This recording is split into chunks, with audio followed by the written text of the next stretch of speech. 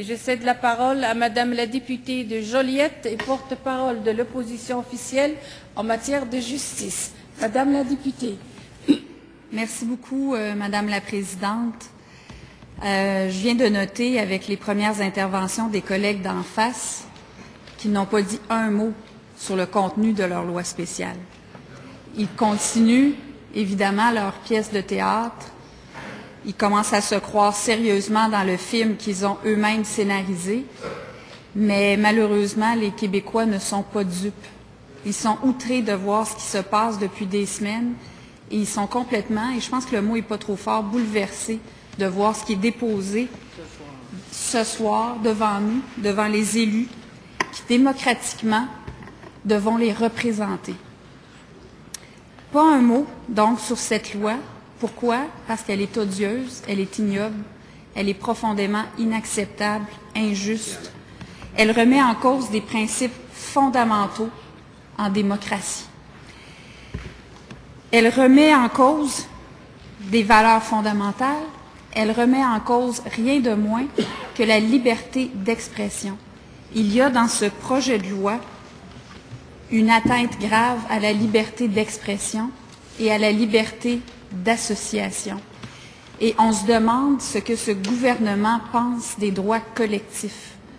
Cette liberté d'association, cette réalité des associations étudiantes, elle est en train de complètement foutre le camp avec ce projet de loi. Bien sincèrement, je ne comprends pas qu'un gouvernement ait pu laisser une telle loi être déposée.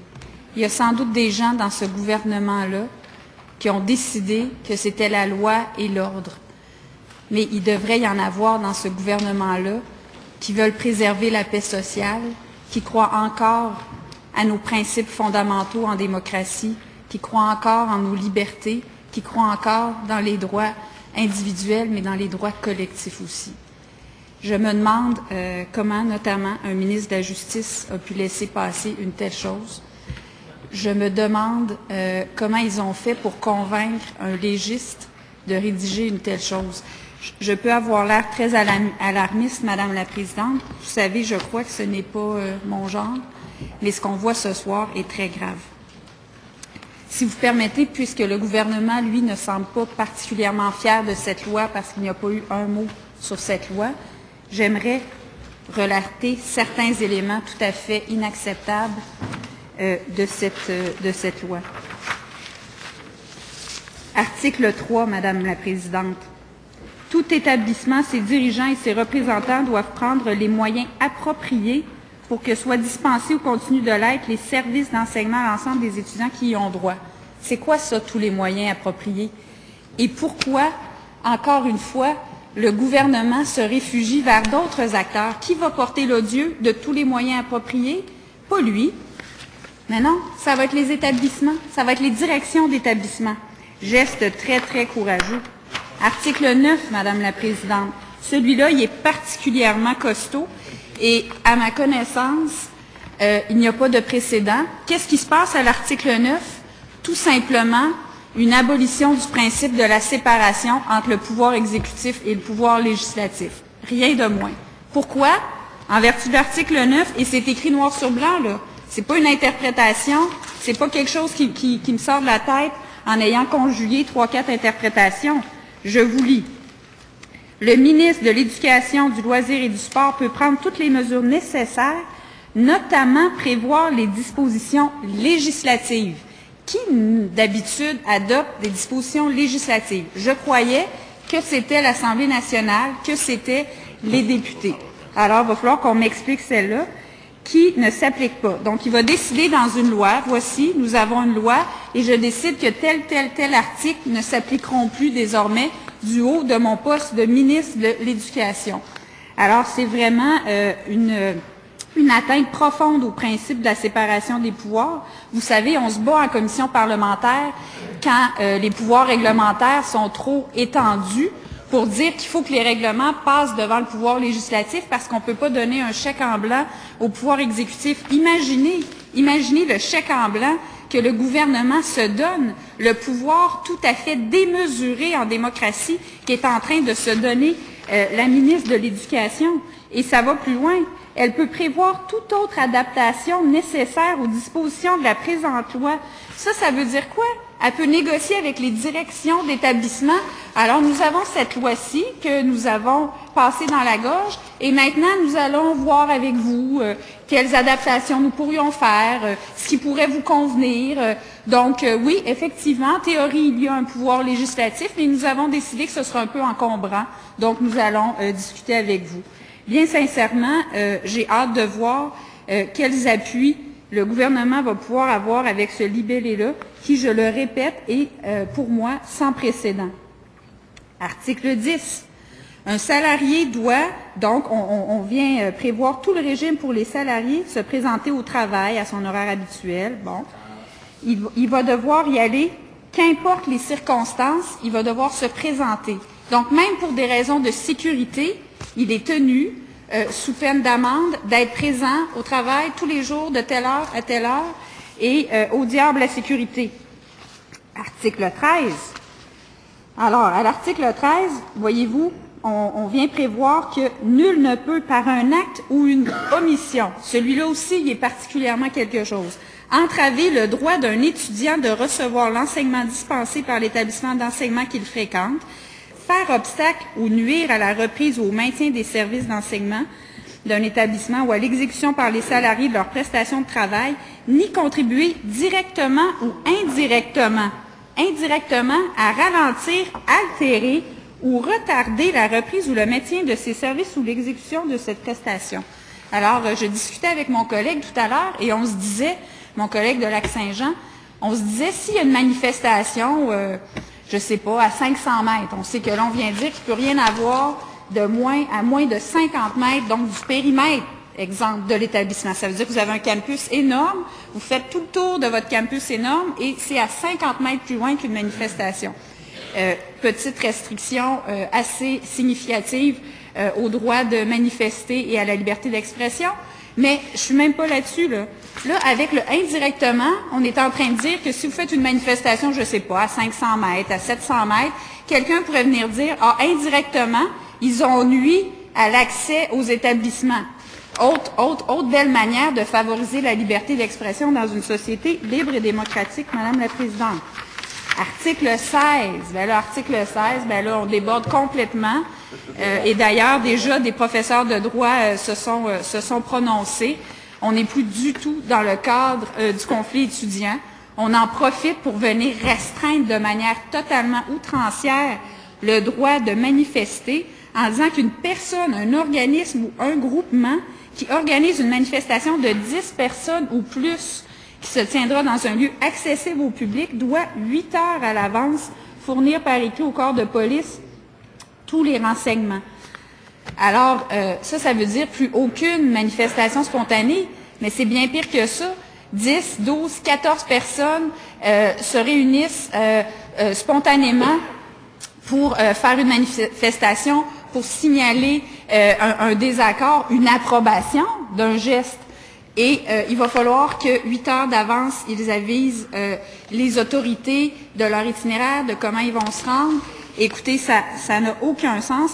On comprend que le gouvernement est sûrement très inquiet de comment les choses vont se dérouler pendant sa prochaine campagne électorale, mais bien sincèrement, aller jusqu'à quelque chose de cet ordre-là, c'est complètement insensé. Donc, article 16. On continue. Article 18, alinéa 2. S'il constate que l'impossibilité de dispenser les services, donc on parle de l'établissement d'enseignement, est attribuable à un manquement de la part d'une association d'étudiants à une obligation qui lui est imposée par la présente loi, le ministre peut ordonner à l'établissement de cesser, malgré toute disposition contraire, donc c'est pas grave, toutes les autres lois qui pourraient exister, malgré toutes les dispositions contraires, et ça, je veux juste vous dire que ça revient abondamment dans la loi, des malgré toute autre loi. Donc, on en a un exemple ici. Peut donc ordonner à l'établissement de cesser de percevoir la cotisation fixée par cette association d'étudiants ou par toute association d'étudiants qui lui succède et de lui fournir gratuitement local, mobilier, tableau et présentoir. Alors ça, Madame la Présidente, c'est une attaque frontale à l'endroit du droit d'association, à l'endroit des associations étudiantes, et en plus, c'est de donner ce pouvoir-là de couper les vivres aux associations étudiantes à un pouvoir tout à fait arbitraire. Comment vont-ils juger? On n'est pas face à un arbitre neutre, là. On n'est pas face à une instance qui va venir dire « voici, nous sommes face à la situation décrite ». Mais non, c'est pas du tout comme ça que ça va fonctionner. C'est l'établissement et les responsables qui vont le décider. Je poursuis. Article 22.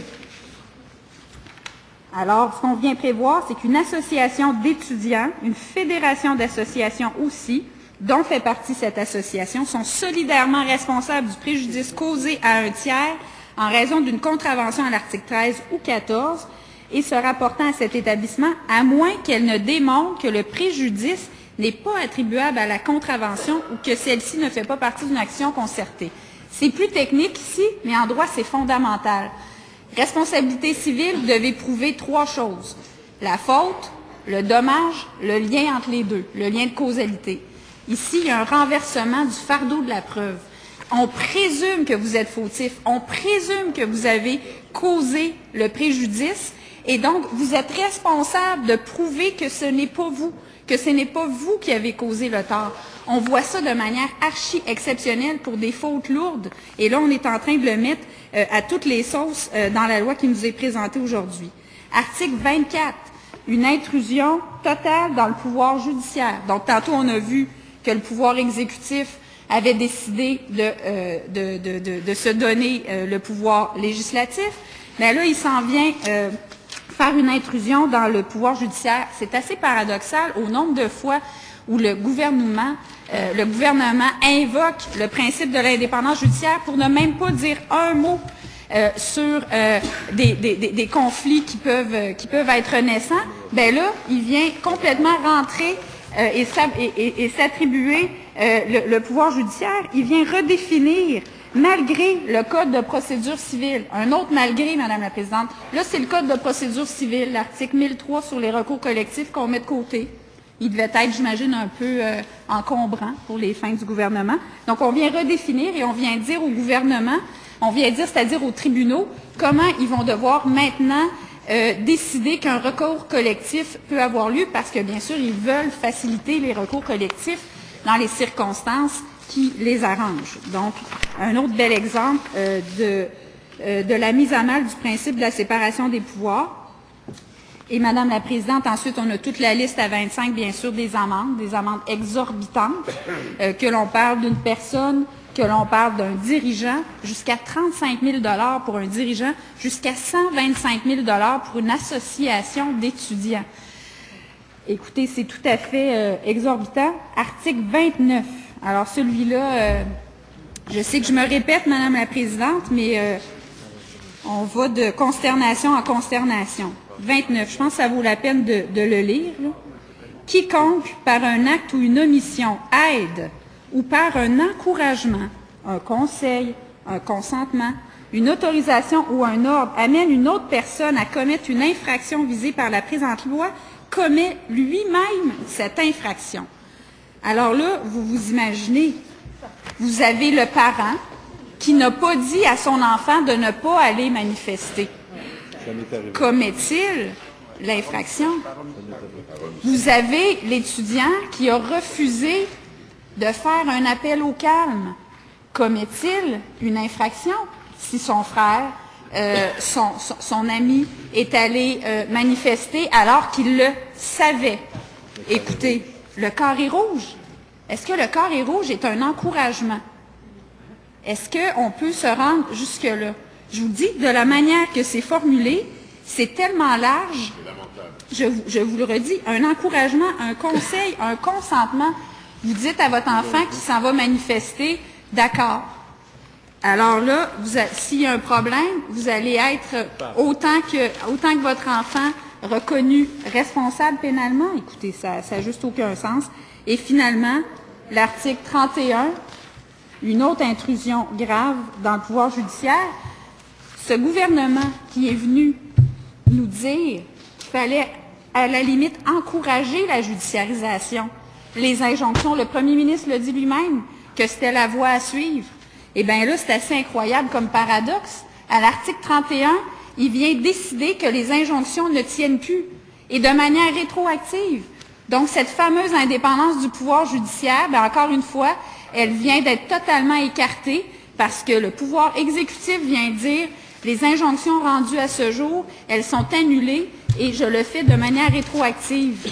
Mais de manière assez formidable, le deuxième alinéa, lui, il vient maintenir les outrages aux tribunaux, les procédures en outrage au tribunal. Alors ça, je pense que c'est la clause Gabriel Nadeau-Dubois, pour être certain que la poursuite en outrage au tribunal, elle, va pouvoir être maintenue, parce qu'on sait qu'il y a certains membres du gouvernement qui avaient une certaine obsession pour ce leader étudiant. Donc, Madame la Présidente, c'est un premier tour d'horizon. Vous comprendrez que c'est ce que nous avons noté après une très brève période d'études.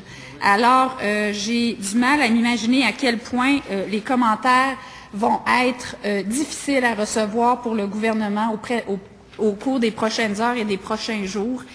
Et bien sincèrement, je pense que s'il y a des gens dans ce gouvernement qui ont encore un peu d'honneur, qui croient en la démocratie, qui croient dans les valeurs et les principes fondamentaux de notre société, il est encore temps de retirer ce projet de loi. Merci beaucoup.